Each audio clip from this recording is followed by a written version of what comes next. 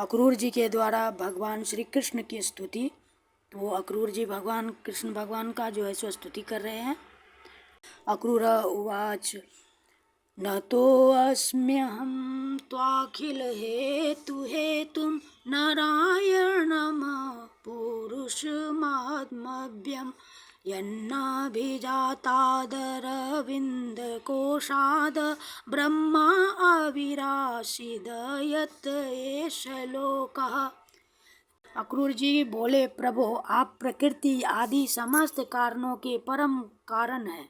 आप ही अविनाशी पुरुषोत्तम नारायण हैं तथा आपके ही नाभि कमल से उन ब्रह्मा जी का आविर्भाव हुआ है जिन्होंने इस चराचर जगत की सृष्टि की है। मैं आपके चरणों में नमस्कार करता हूँ।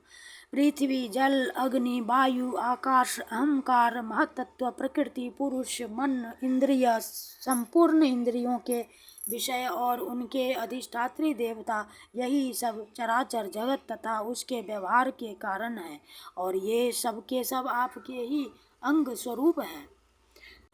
प्रकृति और प्रकृति से उत्पन्न होने वाले समस्त पदार्थ इदम वृत्ति के द्वारा ग्रहण किए जाते हैं, इसलिए ये सब अनात्मा है। अनात्मा होने के कारण जड़ हैं और इसलिए आपका स्वरूप नहीं जान सकते, क्योंकि आप तो स्वयं आत्मा ही ठहरे। ब्रह्मा जी अवश्य ही आपके स्वरूप हैं, परंतु वे प्रकृति के गुण रजस से युक्त हैं, इसलिए वे भी आपकी प्रकृति का और उसके गुणों से परे का स्वरूप नहीं जानते। साधु योगी स्वयं अपने अंतःकरण में स्थित अंतर्यामी के रूप में समस्त भूत भौतिक पदार्थों में व्याप्त परमात्मा के रूप में और सूर्य, चंद्र, अग्नि आदि देवमंडल में स्थित इष्ट देवता के रूप में तथा उनके साक्षी महापुरुष एवं नियंता ईश्वर के रूप में साक्षात आपकी ही उपासना करते हैं।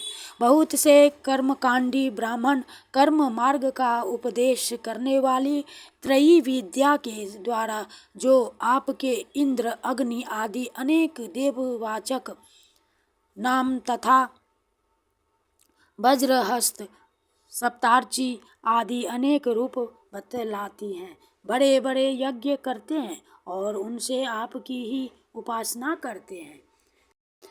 बहुत से ज्ञानी अपने समस्त कर्मों का संन्यास कर देते हैं और शांत भाव में स्थित हो जाते हैं। वे इस प्रकार ज्ञान यज्ञ के द्वारा ज्ञान स्वरूप आपकी ही आराधना करते हैं।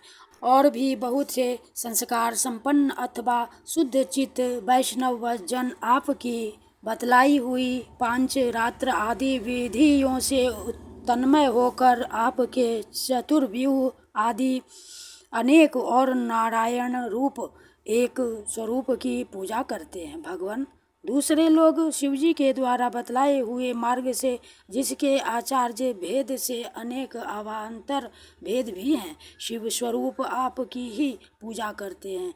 स्वामिन, जो लोग दूसरे देवताओं की भक्ति करते हैं और उन्हें आपसे भिन्न समझते हैं, वे सब भी वास्तव में आपकी ही आराधना करते हैं, क्योंकि आप ही समस्त देवताओं के रूप में हैं और सर्वेश्वर भी हैं। प्रभु, जैसे पर्वतों से सब ओर बहुत सी नदियाँ निकलती हैं और वर्षा के जल से भर कर घूमती घामती समुद्र में प्रवेश कर जाती हैं, वैसे ही सभी प्रकार के उपासना मार्ग घूम घाम कर देर सबेर आपके ही पास पहुंच जाते हैं। प्रभु, आपकी प्रकृति के 3 गुण हैं, सत्व, रज और तम।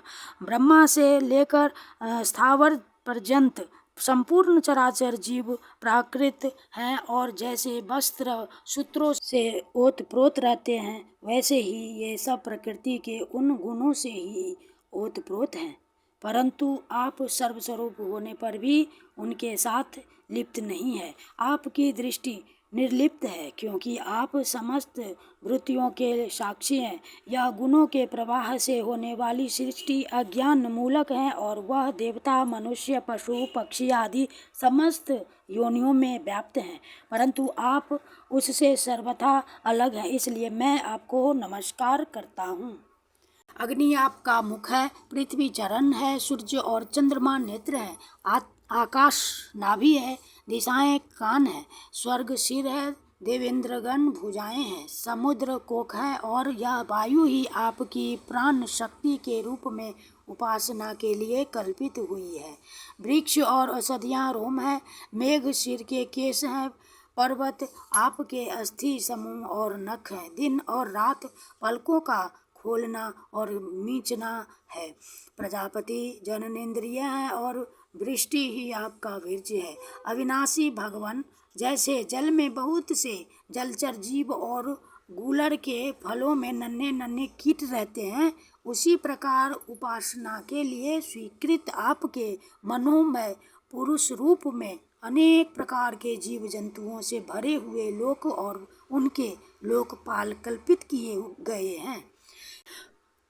प्रभु, आप क्रीड़ा करने के लिए पृथ्वी पर जो जो रूप धारण करते हैं, वे सब अवतार लोगों के शोक मोह को धो बहा लेते हैं और फिर सब लोग बड़े आनंद से आपके निर्मल यश का गान करते हैं। प्रभु, आपने वेदों, ऋषियों, औषधियों और सत्य व्रत आदि की रक्षा दीक्षा के लिए मत्स्य रूप धारण किया था और प्रलय के समुद्र में स्वच्छंद विहार किया था। आपके मत्स्य रूप को मैं नमस्कार करता हूँ। आपने ही मधु और कैटभ नाम के असुरों का संहार करने के लिए हयग्रीव अवतार ग्रहण किया था। मैं आपके उस रूप को भी नमस्कार करता हूँ। आपने ही वह विशाल कच्छप रूप ग्रहण करके मंदराचल को धारण किया था। आपको मैं बार बार नमस्कार करता हूँ। आपने ही पृथ्वी के उद्धार की लीला करने के लिए बड़ा रूप स्वीकार किया था। आपको मेरे बार बार नमस्कार। प्रहलाद जैसे साधु जनों का भय मिटाने वाले प्रभु, आपके उस अलौकिक नृसिंह रूप को मैं बार बार नमस्कार करता हूँ। आपने 52 रूप ग्रहण करके अपने पगों से तीनों लोक नाप लिए थे। आपको मैं नमस्कार करता हूँ। धर्म का उल्लंघन करने वाले घमंडी क्षत्रियों के वन का छेदन कर देने के लिए आपने भृगुपति परशुराम रूप धारण ग्रहण किया था। मैं आपके उस रूप को भी नमस्कार करता हूँ। रावण का नाश करने के लिए आपने रघुवंश में भगवान राम के रूप में अवतार ग्रहण किया था। मैं आपको नमस्कार करता हूँ। वैष्णव जनों तथा यदुवंशियों का पालन पोषण करने के लिए आपने ही अपने को वासुदेव, संकर्षण, प्रद्युम्न और अनिरुद्ध इस चतुर्व्यूह के रूप में प्रकट किया है। मैं आपको बार बार नमस्कार करता हूँ। दैत्य और दानवों को मोहित करने के लिए आप शुद्ध अहिंसा मार्ग के प्रवर्तक बुद्ध का रूप ग्रहण करेंगे। मैं आपको नमस्कार करता हूँ। और पृथ्वी के क्षत्रिय जब म्लेच्छ प्राय हो जाएंगे, तब उनका नाश करने के लिए आप ही कल्कि के रूप में अवतीर्ण होंगे। मैं आपको बार बार नमस्कार करता हूँ। भगवान, ये सब के सब जीव आपकी माया से मोहित हो रहे हैं और इस मोह के कारण ही यह मैं हूँ और यह मेरा है। इस झूठे दुराग्रह में फंसकर कर्म के मार्गों में भटक रहे हैं। मेरे स्वामी, इस प्रकार मैं भी स्वप्न में दिखने वाले पदार्थों के समान झूठे देह, गेह, पत्नी, पुत्र और धन स्वजन आदि को सत्य समझकर उन्हीं के मोह में फंस रहा हूँ और भटक रहा हूँ। मेरी मूर्खता तो देखिए प्रभु। मैंने अनित्य वस्तुओं को नित्य, अनात्मा को आत्मा और दुख को सुख समझ लिया। भला इस उल्टी बुद्धि की भी कोई सीमा है? इस प्रकार अज्ञान व सांसारिक सुख दुख आदि द्वंद्वों में ही रम गया और यह बात बिल्कुल भूल गया कि आप ही हमारे सच्चे प्यारे हैं। जैसे कोई अनजान मनुष्य जल के लिए तालाब पर जाए और उसी से पैदा हुए सिवार आदि घासों से ढका देखकर ऐसा समझ ले कि यहाँ जल नहीं है, तथा सूर्य की किरणों में झूठ मूठ प्रतीत होने वाले जल के लिए मृग तृष्णा की ओर दौड़ पड़े, वैसे ही मैं अपनी ही माया से छिपे रहने के कारण आपको छोड़कर विषयों में सुख की आशा से भटक रहा हूँ। मैं अविनाशी अक्षर वस्तु के ज्ञान से रहित हूँ। इसी से मेरे मन में अनेक वस्तुओं की कामना और उनके लिए कर्म करने के संकल्प उठते ही रहते हैं। इसके अतिरिक्त ये इंद्रियां भी जो बड़ी प्रबल एवं दुर्दमनीय हैं, मन को मथ मथ कर बलपूर्वक इधर उधर घसीट ले जाती हैं। इसीलिए इस मन को मैं रोक नहीं पाता। इस प्रकार भटकता हुआ मैं आपके उन चरण कमलों की छत्र छाया में आ पहुँचा हूँ, जो दुष्टों के लिए दुर्लभ है। मेरे स्वामी, इसे भी मैं आपका कृपा प्रसाद ही मानता हूँ, क्योंकि पद्मनाभ, जब जीव के संसार से मुक्त होने का समय आता है, तब सत्पुरुषों की उपासना से निवृत्ति आप में लगती है। हरे कृष्णा। चित्तवृत्ति आप में लगती है। प्रभु, आप केवल विज्ञान स्वरूप हैं, विज्ञान घन है। जितनी भी प्रतीतियाँ होती हैं, जितनी भी वृत्तियाँ हैं, उन सब के आप ही कारण और अधिष्ठान हैं। जीव के रूप में एवं जीवों के सुख दुख आदि के निमित्त काल कर्म स्वभाव तथा प्रकृति के रूप में भी आप ही हैं, तथा आप ही उन सब के नियंता भी हैं। आपकी शक्तियाँ अनंत हैं, आप स्वयं ब्रह्म हैं। मैं आपको नमस्कार करता हूँ। प्रभु, आप ही वासुदेव, आप ही समस्त जीवों के आश्रय संकर्षण है, तथा आप ही बुद्धि और मन के अधिष्ठात्री देवता ऋषिकेश यानी प्रद्युम्न और अनिरुद्ध हैं। मैं आपको बार बार नमस्कार करता हूँ। प्रभु, आप मुझ शरणागत की रक्षा कीजिए। नमस्ते वासुदेवाय सर्वभूतक्षयाय च ऋषिकेश नमस्तुभ्यं प्रपन्नं पाहि मां प्रभो। जय श्री कृष्णा।